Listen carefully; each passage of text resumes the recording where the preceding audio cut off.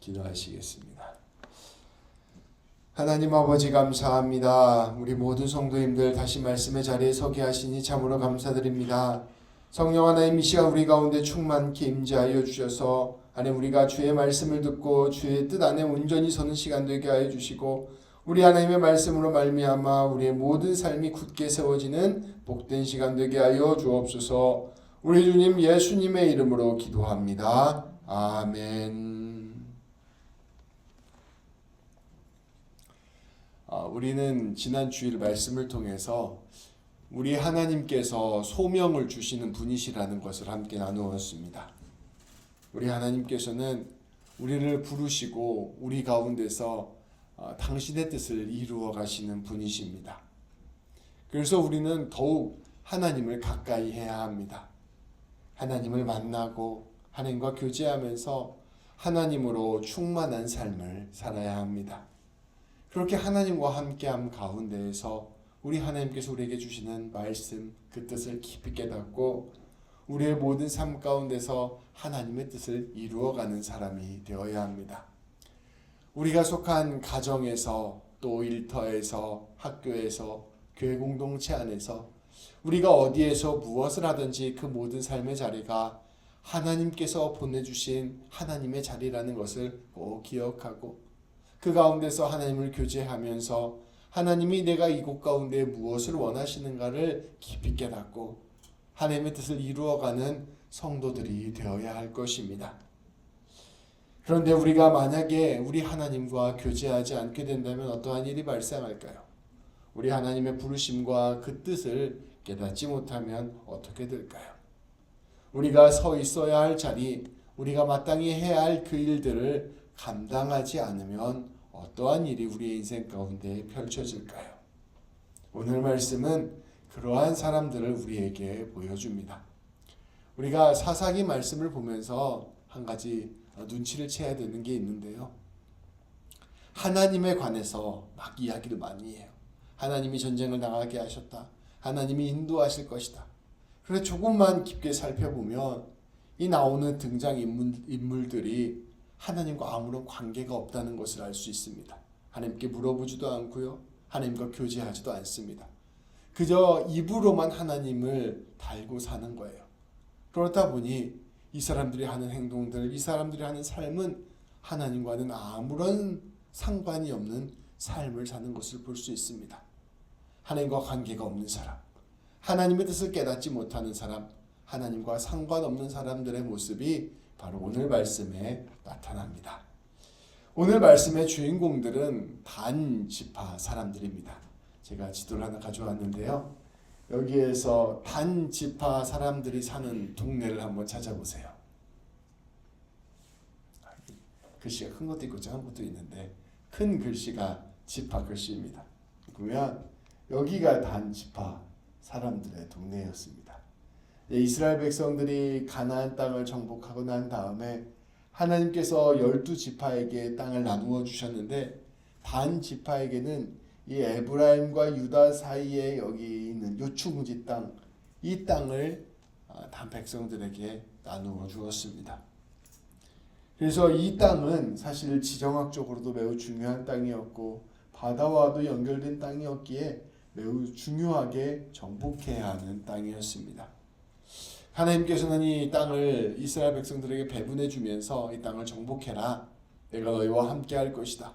너희가 내 이름으로 승리할 것이다 라고 말씀하셨고 이곳에 있는 이방 민족들을 진멸하고 쫓아내라고 말씀하셨습니다. 그런데 이 단 지파는 이 하나님께서 맡겨주신 이 땅을 정복하지 못했습니다.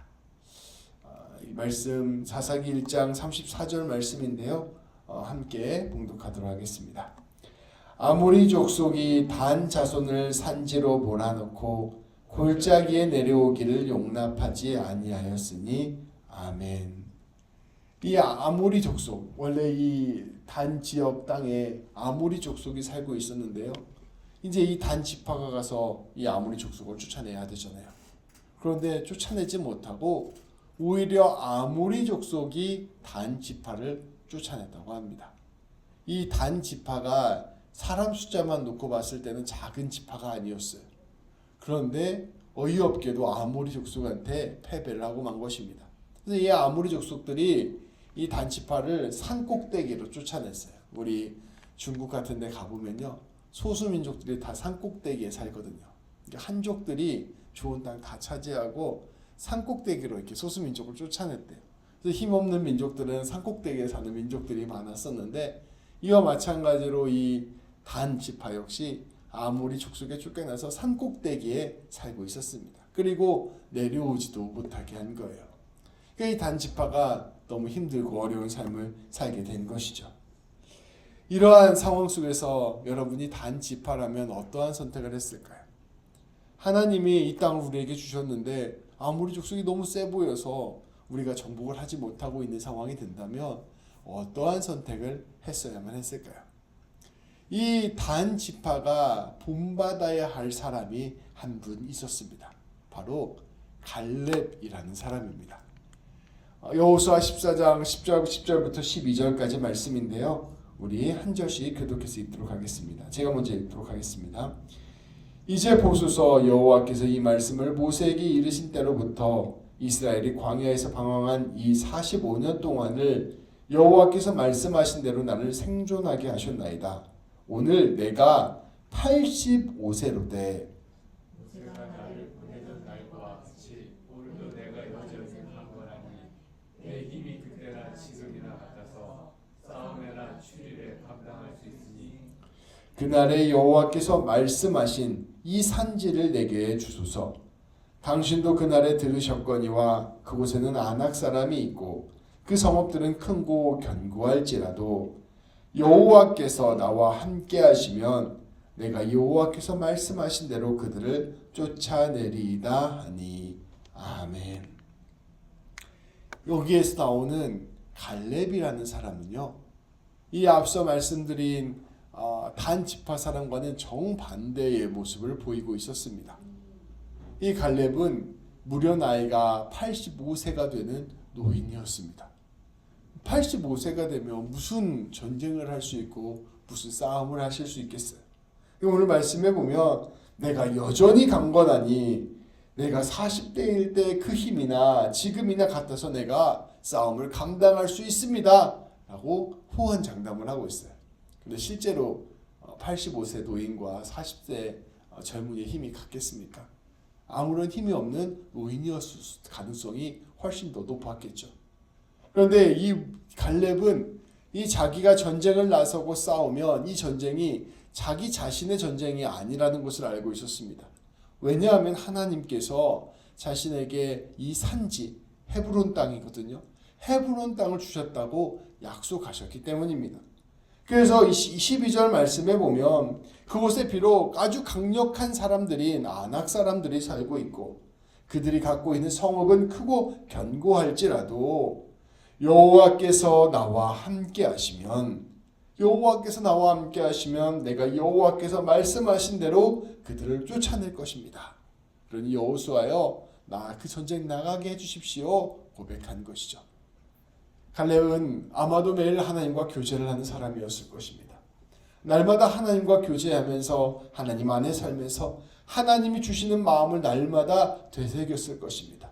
여기에 보면 이 45년 동안 광야 생활을 했던 그 시간들을 회상하고 있습니다. 여호와 하나님과 45년 동안 함께하면서 늘 하나님과 교제하였고 그 하나님을 신뢰하게 되었고 하나님과 동행하게 된 사람이 바로 갈렙이었습니다.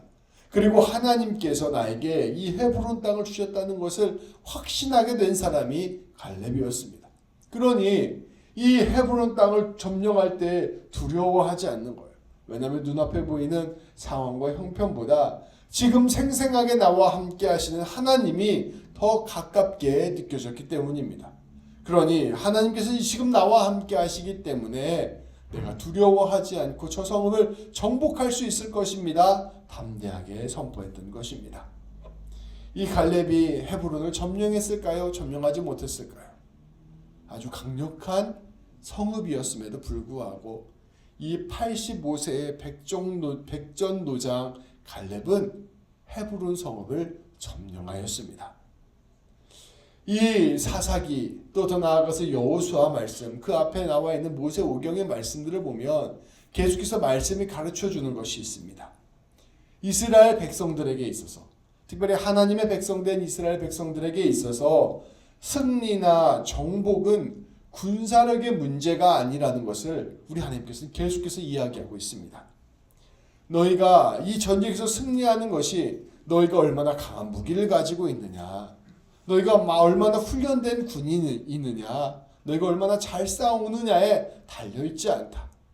너희의 전쟁의 승리는, 너희의 정복의 승리는 나 여호와 하나님께 달려있다라는 것을 우리 하나님께서는 계속해서 가르쳐 주셨습니다. 우리 잘 알고 있는 여리고 성도 7바퀴 도니까 그냥 무너지잖아요. 이 모든 전쟁이 하나님께 달려있음을 가르쳐주는 것이 바로 여호수아 사사기 말씀이었습니다. 그렇기에 전쟁을 앞두고 정복을 앞두고 이스라엘 백성들이 주목해야 되는 것은 바로 하나님이었습니다. 하나님을 내가 얼마나 신뢰하는가, 내가 얼마나 하나님의 말씀에 순종하고 있는가, 내가 얼마나 하나님과 동행하고 있느냐가 이 이스라엘 백성들 승리의 관건이었다는 것입니다. 하나님께서 이 땅을 주시겠다고 약속하셨으면 그 약속을 신뢰하고 용기를 내어 나아가는 것이 중요하다. 하나님을 신뢰한다면 반드시 승리할 수 있을 것이다. 말씀은 이야기하고 있는 것입니다. 그런데 단지파는 실패한 것입니다. 이들은 왜 실패했을까요? 이들은 하나님과 친밀한 교제가 없었기 때문입니다. 하나님과 동행하지 않았어요.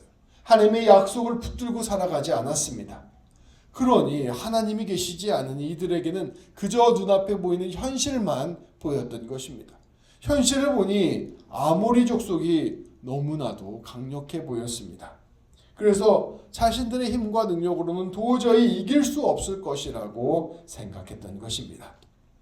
정작 그 사사기 1장 말씀에 보면요, 이 아모리 족속이 별로 강력한 족속이 아니었어요. 우리 앞서 보면은 이 지도가 있으면 이 단지파 옆에 에브라임 지파 있고 유다 지파 있고 이렇게 있잖아요. 이 말씀에 보면 요셉의 후손들에게 노역을 제공하는 삶을 살았다라고 아모리 족속을 설명하고 있습니다. 이 요셉의 후예는 에브라임이에요. 그러니까 에브라임 족속의 노예가 된 족속이 바로 아모리 족속입니다. 그러니까 힘이 약한 거죠. 싸움도 잘하는 족속이 아니었어요. 그런데 질의 겁을 먹고 아예 전쟁도 해보지 못하고 산꼭대기로 도망가서 사는 그러한 삶을 살았던 것이 바로 단지파였습니다. 이들의 마음에 믿음이 없으니 하나님을 신뢰하지 못하니 하나님과 교제하지 못하고 하나님과 함께하지 못하니 결국 그들은 하나님께서 주신 땅을 차지하지 못하고 방랑하는 신세가 되었습니다. 하나님을 신뢰하지 못하는 마음으로 살아가게 될 때 그때 이제 우리의 마음을 차지하게 되는 것이 무엇일까요? 성도 여러분, 하나님을 신뢰하지 못하고 하나님과 교제하지 못하게 되면 그때 우리의 마음을 차지하게 되는 것이 무엇일까요? 오늘 말씀 제목에도 나오는데요. 하나님의 사랑을 신뢰하지 못하고 하나님의 마음을 신뢰하지 못하고 하나님을 따르지 못하는 사람의 마음속에 차지하게 되는 가장 강력한 힘은요, 계산입니다. 인간적으로 계산하게 되는 거예요. 우리가 하나님의 부르심을 듣지 못할 때에 우리의 마음을 차지하는 것은 세상의 방식대로 계산하고 판단하는 마음이 우리 안에 생기게 된다는 것입니다. 마치 배고픈 군중들 앞에서 제자들은 300데나리온이 필요합니다라고 이야기했습니다. 예수님이 옆에 계시고 창조주 하나님 되시고 능력의 근원이 되시는 예수님이 계시는데 예수님께서 이들을 먹이라라고 명령을 하셨습니다. 근데 이들은 아직 예수님을 향한 믿음이 없었어요. 예수님이 먹여주실 것이라는 믿음이 없었습니다. 그러면 바로 무엇이 생각나냐면 계산이 생각나는 것입니다. 5,000명을 어떻게 먹이지? 300데나리온이 필요하겠구나. 이렇게 계산하게 되는 것이죠. 여기 가룟 유다는 아직 예수님을 보면서 예수님이 하나님의 놀라운 아들이라는 것을 알지 못했습니다. 주님께서 구원의 사역을 감당하는 것을 알지 못했어요. 근데 그러한 예수님에게 어떤 여인이 와서 향유 옥합을 깨뜨리고 기름을 붓습니다. 그것이 얼마나 깊은 의미가 있는지 알지 못하니 가룟 유다의 머릿속에는 계산이 되는 것입니다. 저 기름 얼마나 비싼 것인데 지금 낭비하고 있는 것인가 하는 생각이 드는 것입니다. 하나님과 교제하지 못하고 하나님을 알지 못하면, 하나님의 뜻과 부르심을 깨닫지 못하면, 하나님을 신뢰하지 못하면 우리는 즉각적으로 상황과 형편에 반응하게 되어 있고, 특별히 상황과 형편 속에서 계산하는 법을 우리가 자연스럽게 우리의 삶에서 펼쳐나가게 된다는 것을 말씀은 우리에게 이야기하고 있는 것입니다. 단 지파 사람들 역시 마찬가지였습니다. 특별한 부르심을 받았습니다. 하나님의 백성으로서 특별한 부르심을 받고 이 땅을 정복하라는 명령을 하나님께서 하고 계셨습니다. 하나님과 교제가 없어요. 하나님의 말씀을 알지 못해요. 하나님을 신뢰하지 못해요. 그러니 하나님을 믿고 신뢰해서 그 불가능해 보일 것 같은 일을 뚫고 나가는 일을 하지 못하는 것입니다. 어떻게 해요? 하나님을 믿지 못하는데. 하나님을 알지 못하는데 어떻게 그 길을 갈 수가 있겠어요? 그러면 무엇을 하냐면요, 그 길 앞에서 멈춰서서 계산을 하게 되는 것입니다. 이것 봐라. 이 아모리 족속은 우리가 가진 군대와 우리가 가진 무기로는 이길 수 없을 것 같아. 그러니까 우리가 아모리 족속하고 괜히 전쟁했다가 피해보지 말고 우리가 정복해서 이길 수 있는 땅을 찾아 나서자. 우리가 정복해서 먹을 수 있는 곳을 찾아 나서자 생각을 하게 된 게 바로 단지파의 선택이었습니다. 우리가 하나님께서 우리에게 어떤 마음을 주시고 생각을 주셔서 하나님의 일을 감당하게 하려고 하실 때 그 하나님께 사로잡히면 놀랍게 불가능해 보이는 일도 뚫고 나가게 됩니다. 근데 하나님이 느껴지지 않고 하나님과 교제하지 않고 하나님과 함께하지 않으면요, 다 계산대로 하게 되어 있습니다. 다 사람 생각과 판단대로 생각해서 불가능해 보이는 일은 하지 않고 가능한 길로만 걸어가게 되는 것이죠. 그리고 거기에다가 하나님의 이름을 갖다 붙입니다. 그게 바로 사람의 모습이었던 것이죠. 그래서 이 단 지파는 정탐꾼 5명을 준비합니다. 그 정탐꾼 5명을 이 이스라엘 전역을 찾아 헤매게 해요.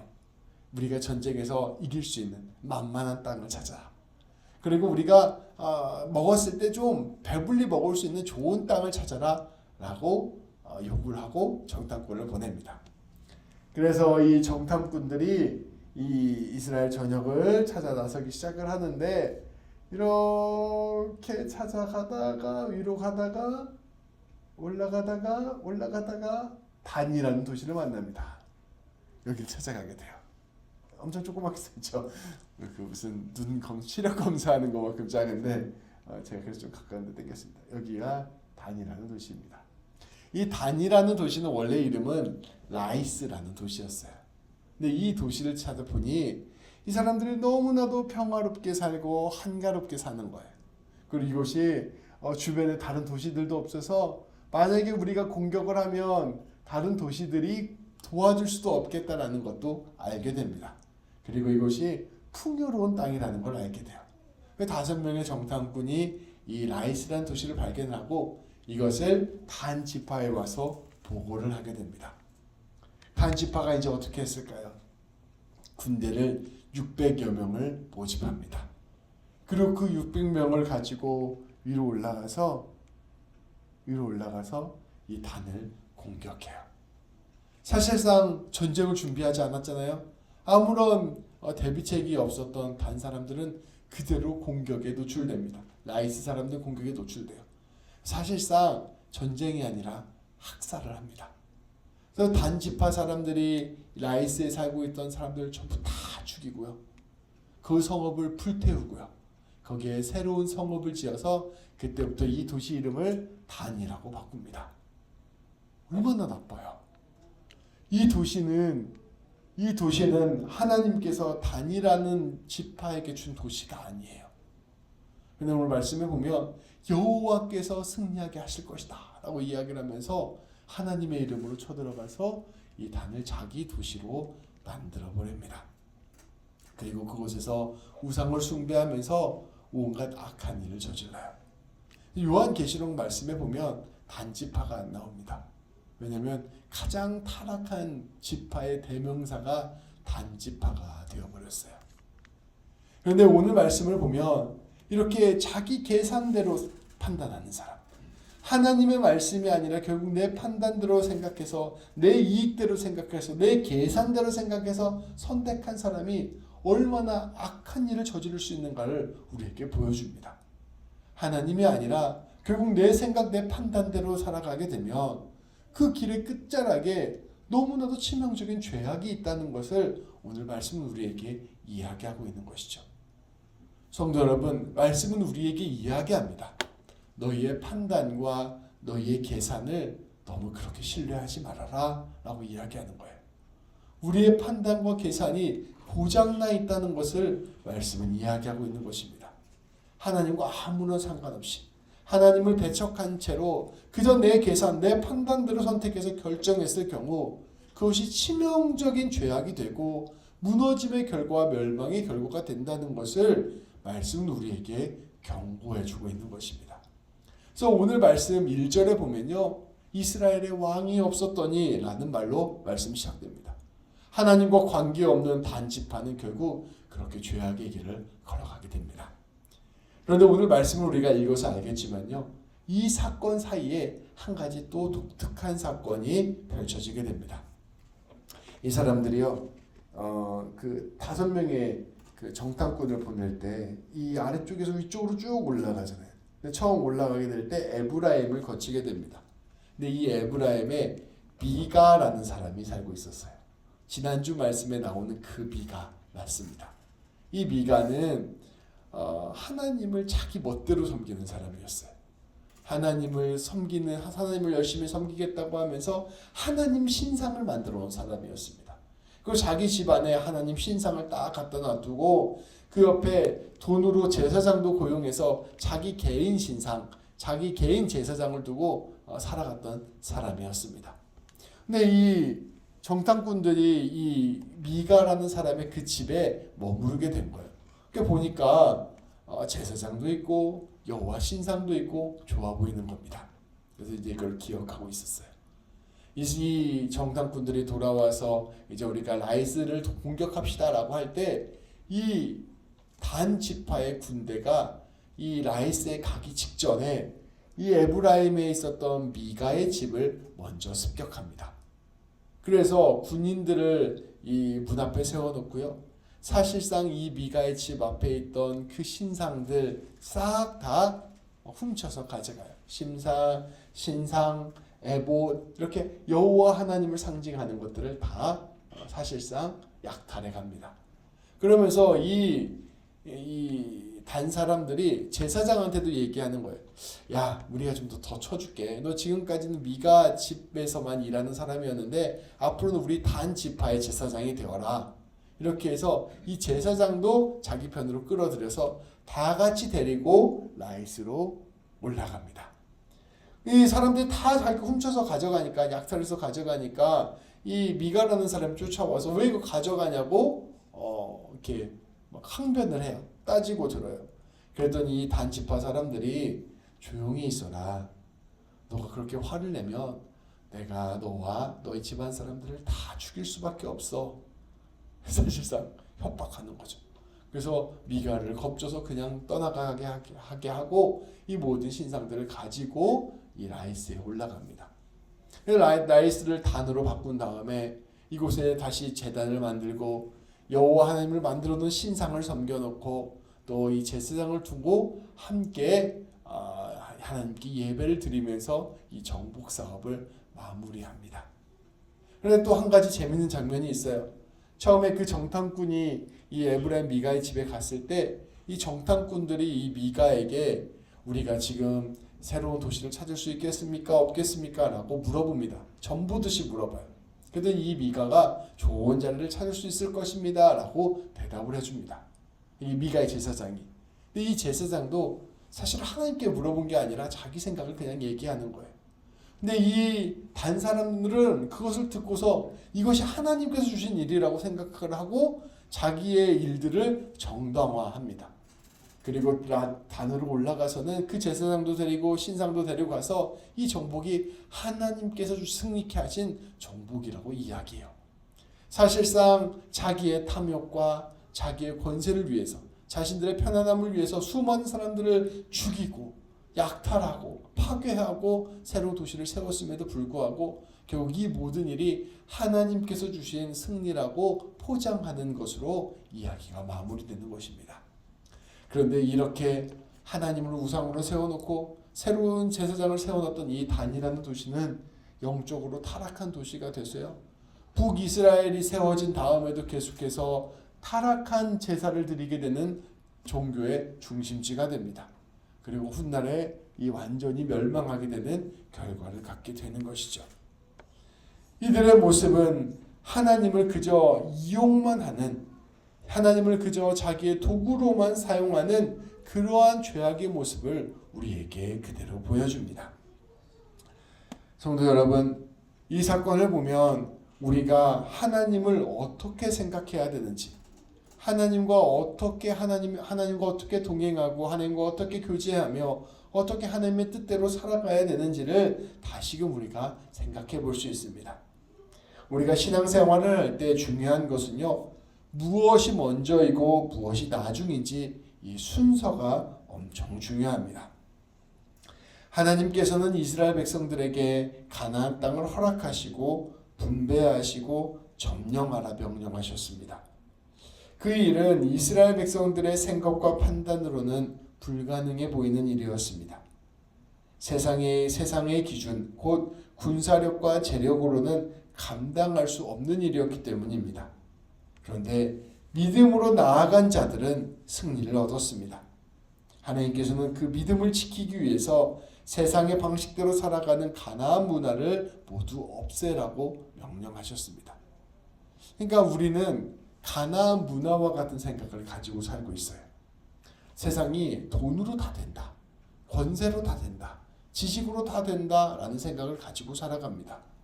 그래서 그것 가지고 모든 것들을 계산하면서 우리의 삶을 선택하게 하려는 본성을 가지고 있어요.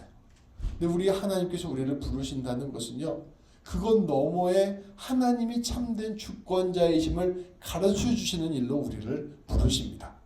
그래서 사람의 생각으로는 불가능해 보였던 일들이 이루어지는 역사가 일어나게 되고요. 내 힘과 능력으로는 할 수 없었던 일들이 감당케 되는 역사가 일어나게 됩니다. 우리가 도저히 용서할 수 없고 사랑할 수 없는 사람들을 사랑할 수 있는 삶이 펼쳐지게 되고요. 놀라운 하나님의 기적이 펼쳐지게 돼서 궁극적으로는 하나님의 주권이 이 세상을 다스리고 계시고 하나님이 내 인생 다스리고 계시고 하나님이 우리의 모든 삶을 이끌어 주신다는 것을 경험케 하시는 것이 바로 하나님의 방식입니다. 그래서 우리의 계산을 뛰어넘는 믿음이 생기게 되는 것, 이게 바로 하나님의 백성 되는 것이죠. 하나님의 백성이 되면 날마다 하나님을 더 신뢰함으로써 하나님과 함께 동행하여 아름다운 주의 일들을 감당하게 하시는 일이 바로 하나님 백성의 참된 삶의 방식인 거죠. 그러니까 순서가 이렇게 되는 거예요. 우리 하나님이 일하신 부르심에 응답하여 내가 생생의 계산을 내려놓고 하나님의 뜻대로 일을 감당하다 보니 하나님의 놀라운 역사가 내 인생 가운데 펼쳐지게 되고, 그러면서 점점 더 하나님을 신뢰하게 되고 하나님을 신뢰하게 되면서 더 하나님이 원하시는 길로 걸어가게 되는 것, 이게 바로 하나님 백성의 삶인 것입니다. 그런데요, 비슷한 것 같은데 굉장히 다른 세상의 방식이 있습니다. 세상의 방식은 어떠한 방식입니까? 세상의 방식은 모든 선택을 할 때 가장 먼저 계산을 하는 것입니다. 자기의 생각과 판단을 먼저 구하는 것입니다. 단지파의 방식을 함께 보십시오. 단지파는 자신들의 계산으로 모든 것을 판단했습니다. 그들의 보기에 하나님이 주신 땅은 들어갈 수 없는 땅이에요. 그런데 만만한 땅, 다른 땅, 그들의 보기에 적당한 땅, 라이스 땅은 가능한 땅이었습니다. 이와 마찬가지로 우리가 하나님을 믿는다고 하지만 먼저 계산을 하는 거예요. 저 사람은 사랑할 만한 사람이다. 저 사람 정도는 사랑할 수 있겠어. 쟤는 좀 힘들어. 손절. 이렇게 고르는 겁니다. 주님께서 나에게 맡겨주신 일이 있어요. 이 일 정도는 내가 어느 정도 할 수 있어. 이거는 불가능한 일이야. 이렇게. 내가 먼저 생각을 해서 먼저 모든 판단과 결정을 내 안에서 다 하는 겁니다. 이게 세상의 방식이에요. 그리고 그 다음에 자신의 계산대로, 자신의 판단대로, 자신의 능력과 힘과 지혜로 모든 일들을 하는 것입니다. 내가 가진 돈으로, 내가 가진 권세로, 내가 가진 능력으로, 내가 가진 지식으로 내가 할 수 있는 일들을 잘 해내는 거예요. 내가 할 수 없는 것들은 과감하게 쳐내고 보지 않는 겁니다. 모든 일들을 사실은 어떠한 방식으로 어떠한 모양으로 하던 간에 궁극적으로 나 중심으로 내 판단대로 내 계산대로 다 하는 겁니다. 그리고 다 한 다음에 정당성을 하나님에게서 찾는 겁니다.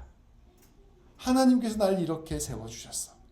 하나님께서 날 이렇게 복 주셨어. 하나님께서 나에게 은혜를 이렇게 주셨어. 하나님이 다 이루신 일이야 라고 마지막에 하나님으로 포장을 하는 거예요.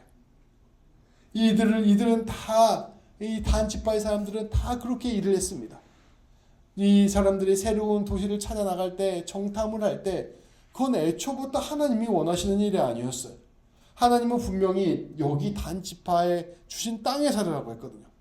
그런데 이들은 정탐을 하면서 이미 하나님의 뜻을 어기고 살아가면서 굳이 하나님의 뜻을 물어본다고 미가의 제사장에게 점을 봅니다. 하나님의 뜻을 알아봐 달라고. 왜냐하면 그 미가 제사장의 말을 통해서 내가 선택한, 내 뜻대로 선택한 이야기에 대해서 확답을 듣고 싶었거든요. 이들은 자기들의 마음대로 라이스를 선택합니다. 자기 군대로 다 점령하고 마음대로 점령하고 온갖 죄악을 저질러요. 근데 거기에다 여호와의 신상을 갖다 놓고 제사장을 갖다 놓으면서 이 모든 일이 하나님께서 우리에게 주신 복이라고 포장합니다. 내 마음 내 뜻대로 다 선택한 다음에 이 일이 하나님께서 하신 일이라고 아름답게 매듭짓는 일을 이 단지파 사람들이 했던 것입니다. 결국 이들은 하나님과 아무런 상관없는 일을 하면서 하나님의 일이라고 고백하며 자신들의 계산, 자신들의 판단을 정당화한 것입니다. 성도 여러분, 이 두 가지를 구분할 수 있겠습니까? 이 두 가지를 구분하는 게 엄청 중요합니다. 많은 그리스도인들은 사실 하나님과 아무 관계가 없어요. 아무런 교제를 하지 않습니다. 그걸 어떻게 알 수 있느냐? 선택과 판단을 할 때 자기 계산대로 하거든요. 자기 계산대로 다 해놓고 잘 되면 간증을 합니다. 하나님께서 다 이루어 주셨다고. 하나님을 기만하는 행위입니다. 하나님께서 우리에게 원하시는 것은요, 우리의 계산을 뛰어넘는 일에 발을 내딛는 걸 원하십니다. 우리가 누군가를 용서하고 사랑하고 품을 때, 우리가 하나님이 내가 봤을 때 감당할 수 없는 일에 내 발을 내디딜 때, 주님의 말씀에 순종해서 헌신함으로 내 자신을 넘어설 때, 그러니까 계산을 뛰어넘어서 하나님의 일에 순종할 때 그 일이 하나님의 일이 되는 겁니다. 그리고 그렇게 하나님께 자기를 내던진 갈렙과 같은 사람이 바로 놀라운 하나님의 기적과 역사하심을 경험하게 되는 겁니다. 그리고 그것을 경험한 사람은 이런 고백을 하게 돼요. 이거 정말 제가 한 일 아닙니다. 정말 저희가 한 건 아무것도 없습니다. 다 주님께서 하셨습니다. 나는 정말로 부족하고 연약한 사람인데 우리 하나님께서 다 하시고 난 그저가 도구가 되었습니다 라고 고백하게 되는 놀라운 고백을 하게 되는 것이죠. 그래서 하나님 안에 사로잡힌 사람은 날이 갈수록 겸손해지고 날이 갈수록 낮아지며 날이 갈수록 하나님의 이름을 높이게 됩니다. 그런데 자기 계산으로 하나님을 사용하는 사람은요, 하나님의 이름을 높이면서 하나님 다음으로 바로 자기가 높아져 있어요. 아니면 보통 자기가 높아져 있고 그 바로 밑에 하나님을 갖다 붙입니다. 이게 아주 큰 차이라는 것이죠. 우리는 궁극적으로 하나님을 왕으로 모셔야 됩니다. 단지파 사람들은 왕이 없었어요. 하나님을 왕으로 모시지 않았습니다. 다시 말하면 하나님과 아무런 상관이 없는 삶을 살았습니다. 이들은 하나님을 만나지도 않았고요, 하나님의 뜻을 구하지도 않았습니다. 하나님께 순종하지도 않았고 하나님의 말씀에 복종하지도 않았습니다.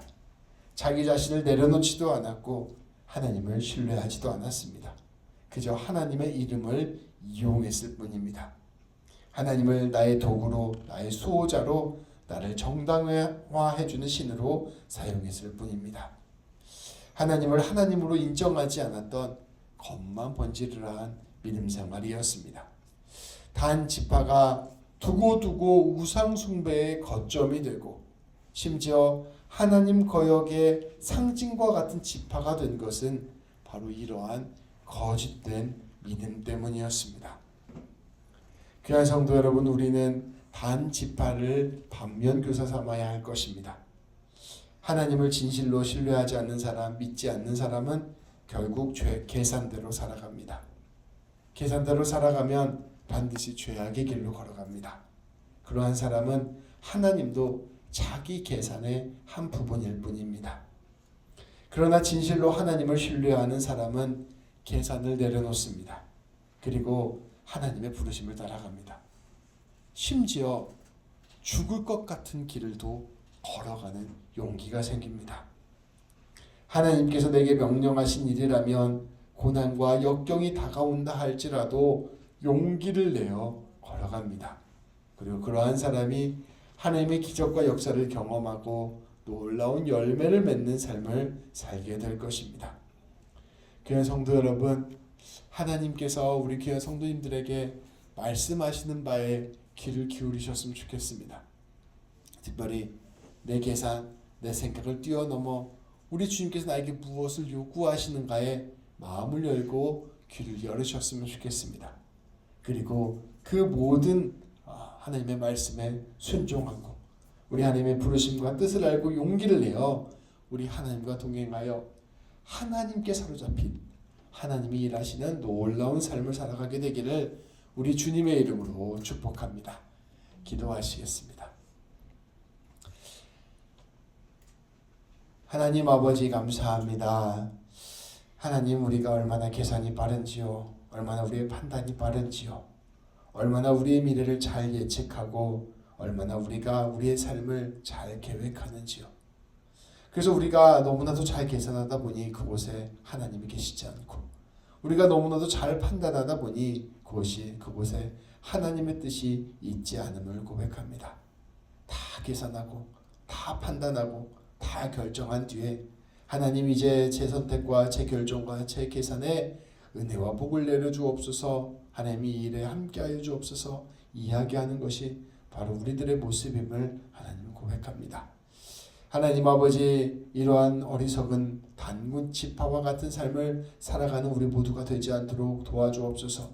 하나님, 하나님의 살아계심을 경험하게 하시고 하나님이 우리를 붙들고 계심을 기억하게 하시고 하나님께서 우리의 모든 삶을 인도하고 계심을 깨닫게 하시며 무엇보다 우리 하나님이 우리의 참된 왕이 되심을 고백하게 하여 주셔서 아버지 안에 우리의 모든 인생 가운데 하나님께 주권을 내어드리는 복된 역사가 일어날 수 있도록 인도하여 주옵소서. 내 생각과 내 계산으로는 감당할 수 없고 가능하지 않은 일이었지만 우리 하나님을 신뢰하고 하나님을 의지하고 하나님께 순종하니 놀라운 주님의 역사가 일어나는 것을 우리가 믿음으로 깨닫게 하여 주시고 아버지 하나님을 온전히 신뢰하며 하나님께 사로잡힌 하나님의 사람들 될 수 있도록 인도하여 주옵소서. 아버지, 5,000명의 사람들을 앞두고 300데나리온이라고 계산하는 사람들 되지 않게 하시고 오직 창조주 되신 예수님을 신뢰하며 주님의 명령에 귀를 종긋 기울이는 우리 모두가 될 수 있도록 인도하여 주옵소서. 우리 주님 예수님의 이름으로 기도합니다. 아멘.